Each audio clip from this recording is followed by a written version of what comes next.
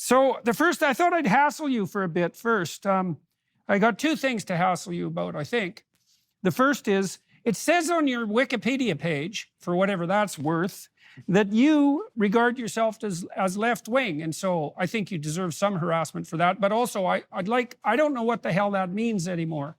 And then after I'm done bugging you about that, I thought I'd bother you about having a PhD in early Renaissance poetry, and that'll Okay. make the humiliation complete. Okay, let's start with the left-wing thing. Okay, yes. Well, firstly, I'd say that Wikipedia is full of errors. I wouldn't trust absolutely everything you see on Wikipedia. However, on that score, I think it's broadly accurate.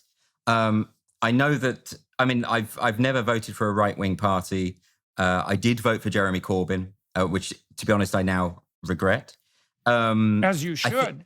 I think if you I'm with you. I don't really know what left wing and right wing means anymore. I think the culture war has in fact obliterated those two designations. I really do believe that because, if you were to write down my views on most subjects and sort of give them to an impartial observer and say, is this person on the left or on the right? I think broadly speaking, most of my values would fall into what traditionally would be considered left wing.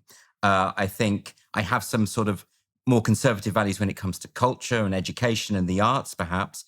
But that's the same as someone like George Orwell, who was very much a cultural conservative as well as being a socialist.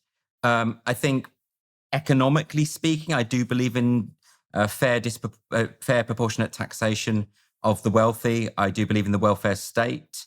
All of those I believe in redressing economic inequality, looking out for working class people, social mobility. So all of these kind of things I think would traditionally be deemed to be left-wing. But I think what the culture war has effectively done is it's substituted group identity for the notion of class and money. And what that now means is that people who describe themselves as left-wing are nothing of the kind. I mean, most of the activists that you see, the sort of most vociferous cheerleaders of the critical social justice movement tend to be, well, let's put it nicely, quite posh.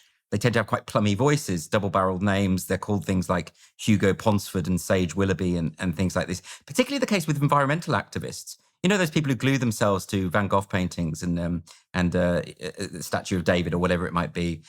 When they talk, they are almost like a caricature, like the kind of thing that I would have invented as a joke.